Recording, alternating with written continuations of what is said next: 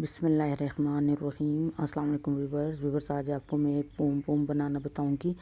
ये एक large size का पोम है। ये तकरीबन 4 इंच बड़ा होगा। तो वो आज आपको मैं एक बड़ा ही यूनिक से आइडिया से बताऊंगी जो फोल्डिंग पेपर की मदद से बनेगा। ये एक पेपर लेके इसको मैं ऐसे फ़ोल्ड करूँगी, फिर ये दूसरी दफ़ा फ़ोल्ड करूँगी।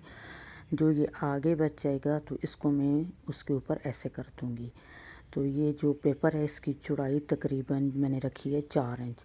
तो जितने साइज़ का भी आप बनाना चाहें तो उसकी चौड़ाई, अगर 2 इंच का बनाना चाहें छोटा तो इसकी चौड़ाई 2 इंच का कर लें। अगर बड़ा बनाना चाहें तो 3, अगर लार्ज बनाना चाहें तो 4 इंच। ये मैंने फोल्डिंग पेपर की चौड़ाई तकरीबन 4 इंच रखी है। अब मैं क्या करूँगी, एक धागा लूँगी, उसको डबल करके इस पेपर को खोल के इसके अंदर ऐसे करके मैं रख दूँगी। अब एक और धागा लूँगी, इस धागे को पीछे करके अब मैंने दूसरा धागा लेना है। इसको मैं देखें, ये जो मैंने फालतू पेपर था उसको किया है, ये देखें इसके अंदर रख कर मैं इसको ऐसे फोल्ड कर लूँगी। बस यही एक टेक्निक है जिसकी मदद से आगे चल के हमारा पूरा पोम बनेगा। तो मैं ऊन लूँगी। ये मैं आज बनाऊँगी 3 धागों की मदद से। एक मैंने ऑफ वाइट ले लिया है, एक ग्रीन है, एक ब्लू है। 3 धागों की मदद से मैं ये बना रही हूँ।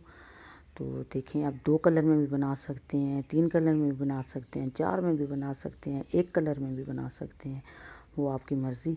मैं 3 में बना रही हूँ।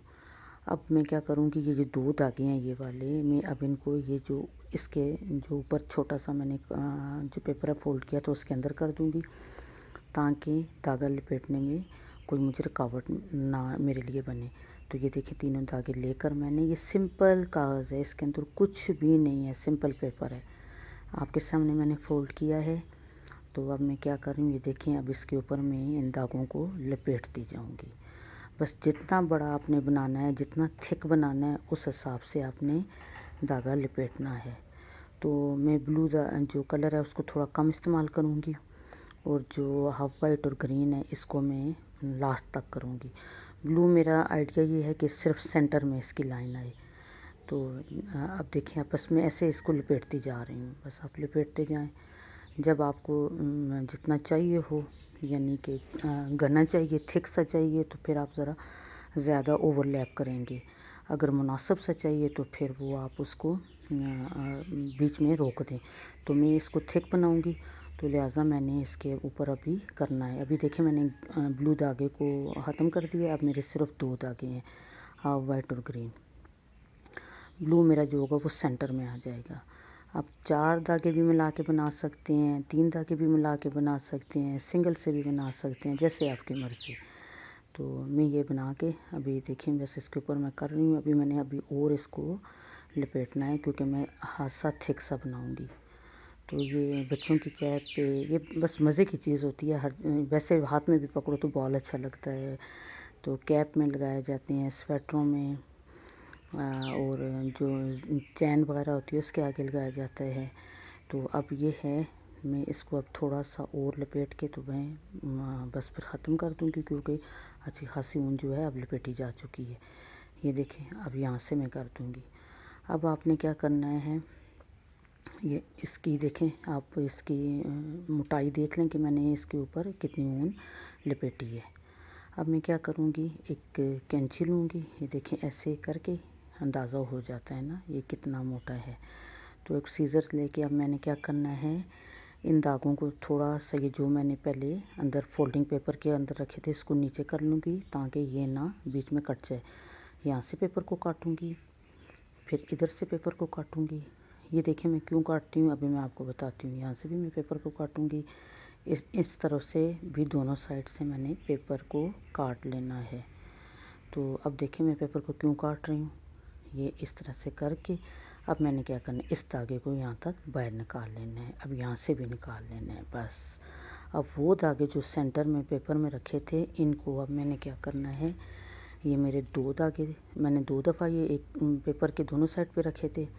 अब इस साइड वाले को मैंने काट के ऐसे करके बहुत खींच के, देखें ऐसे करके, क्या ये देखें, पेपर काटने से क्या होता है, ये देखें, अब आपको कुछ भी पेपर के अंदर नज़र नहीं आएगा। तो बस इस तरह से खींच के मैं इसको बांध लूँगी। आपने 2-3 दफ़ा इसको करके गिरा डाल देनी है। बस ये देखें, अब यहाँ से मैंने इसको टाइट कर लिया है। अब एक गिरा मैं और लगाऊंगी, ये बस। अब ये 2 धागे जो हैं डबल मैंने डाले थे, अब 2 के ये जो हो जाएंगे 4 हो जाएंगे, क्योंकि दोनों साइड के 2-2 मिलेंगे तो वो 4 बन जाएंगे। अब ये देखें, दूसरी साइड वाला भी मैंने पकड़ लिया है। ये इस तरह से करके इसको भी मैंने खींच के, आपने खींचना है, ये देखें इस तरह से खींच के, तो ये देखें बस एक गिरा लगा देनी है। तो अब क्या होगा, हमारे पास एक बॉल सी बन जाएगी। अब हमने इस बॉल के साथ आगे क्या करना है, अब आप देखते जाएं। तो यहीं से बस हर पोम तो शुरू से स्टार्ट हो जाता है, जहाँ से फोल्डिंग पेपर करनी होती है, लेकिन इस वक्त जो होता है इसकी थोड़ी सी लुक आ जाती है कि अब क्या बनेगा। अब मैंने क्या करना है, ये देखें, इस धागों को अपनी साइड पे करके अब मैंने पेपर निकालना है। यहाँ से मैं इसको फाड़ दूँगी, बस ये निकाल लिया। ठीक, अब मैंने क्या करना है, ये देखें, ये इसको ऐसे करके दबाने से ये होगा, आपको इसकी वाज़ेह बॉल सी शक्ल आएगी। अब मैंने इसकी एक बो बनानी है। तो जहाँ से मैंने फोल्डिंग पेपर निकाला था वहाँ से आप उंगली की मदद से ये देखें ऐसे करके, तो बीच में से दोनों धागे ये जो मैंने जहाँ से टाइट किए हैं तो वो निकालेंगे आप। तो क्या होगा, वो आपकी एक बो सी बन जाएगी। अब ये 4 धागे एक तरफ के, यानी वो 2-2 मिल के 4 बन जाएंगे, 4 दूसरी तरफ के। एक दफ़ा हमने एंटी क्लॉकवाइज घुमाना है, एक दफ़ा एंटी क्लॉक घुमा कर इसको हम एक टाइट सी गिरा लगा देंगे। तो बस उससे क्या होगा, ये इसके अंदर खासी मजबूती आ जाएगी, यानी कि धागे जब हम काटेंगे तो वो निकलने के चांस ख़त्म हो जाएंगे। ये देखें, ये बस ये इसका अब ये सीन आखिरी है। इसके बाद 1-2 गिरा और मैं लगाऊंगी, उल्टी दोनों तरफ मैंने गिरा लगानी है। तो इससे क्या होगा, जो धागा हम काटेंगे, मतलब बाद में आप पोम की कटाई करेंगे तो धागे जो होते हैं वो इतने टाइट हो जाते हैं, वो बाहर नहीं निकलते हैं।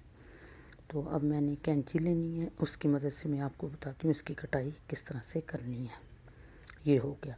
अब हमारे 2 धागे जो थे वो मिल के 4 बने, अब 4 जो हैं वो मिल के दोनों साइड के 8 बन जाएंगे। तो बस वो उन धागों को अब हमने छोड़ देना है। अब हमने क्या करना है, हाथ में इसको पकड़ कर ये जो बो बनी है इसकी हमने पहले सिरे की कटाई शुरू कर देनी है। ये देखें, मैं काट रही हूँ, पहले ऊपर से काटें, क्योंकि ये आखिर तक इसकी जो होता है, क्योंकि मैंने थिक बनाया तो इसकी ऊन अंदर तक होगी। ऊपर से काटेंगे, फिर नीचे से जहाँ से आपको धागा नज़र आता जाएगा कि नहीं उसको काटा है, तो ये सारे धागे जो इनकी कटिंग करनी होती है। तो देखेंगे आपको अंदर से ये मुझे अब निकलने हैं, ये सारे धागों की मैंने कटिंग करनी है। तो जो देखें मैंने ब्लू डाली थी तो वो अब सिर्फ सेंटर में रहेगी। अच्छा, इस तरह से करके ये देखें, अब मैंने क्या करना है, इसको हाथ में एक गुलदस्ता सा बनाकर पकड़ लेना है, और ऊपर से अब कैंची की मदद से मैं फालतू जहाँ से भी मुझे नज़र आएंगे वो मैं काट छांट करती रहूँगी। जैसे पौधों की काट छांट होती है फूलों की, तो वो मैंने इसकी अभी करनी है। तो वो देखें, अभी मैं मतलब जहाँ से भी एक धागा भी मुझे ऊपर नज़र आया तो मैंने उसको काटना है, बस इसको गुलाई की शक्ल देनी है। अब ये काम इस तरफ से मेरा हो गया एक साइड का। तो अब देखें, ये ब्लू जो है सेंटर में है, तो दूसरे जो है साइड में है कलर। अब मैंने दूसरी तरफ से उसको टर्न कर लेना है। अब वही प्रोसीजर है, यानी कि मैंने पहले ऊपर से धागों को काटना है, फिर अंदर से, यानी कि कोई धागा भी मैंने छोड़ना नहीं है जिसकी मैंने कटाई ना करनी हो। तो ये मेरा अभी काट छांट का प्रोसीजर जारी है। बस यूँ समझें आप एक फूल ही बना रहे हैं जिसको आप बस अपनी मर्ज़ी से शेप देनी है आपने गुलाई की। तो ये देखें, यहाँ भी आपको वही चीज़ लगेगी, ब्लू बीच में है और साइडों पे जो है मेरा ग्रीन और हाफ वाइट है। तो ये भी एक टेक्निक है कि जब आप पोम बनाना शुरू करें तो शुरू में आप 3 धागे 4 लगा लें, सेंटर में आके आप क्या करें कि बिल्कुल भी बस 2 कर दें, फिर आखिर में अगर आप फिर कलर देना चाहें तो फिर वो 4 कर लें, लेकिन मैंने आखिर में 3 ही किए। अब मैंने वो 4 धागे 8 जो मेरे मिले थे, 4 एक तरफ 4 दूसरी तरफ करके मैं इसको यूँ घुमाऊँगी, तो ये दोनों तरफ की कटाई जो होगी आपस में मिल जाएगी। अब ये देखें कितना बड़ा सा मेरा ये पोम बन गया है। अब मैंने क्या करना है, फिर इसको हाथ में पकड़ के एक गुलदस्ते की शक्ल देनी है, दे के उसका मैं पकड़ूंगी मुट्ठी में और फिर मैं साइडों से इसको काटती जाऊंगी। अभी इसकी कटाई का प्रोसीजर जारी है।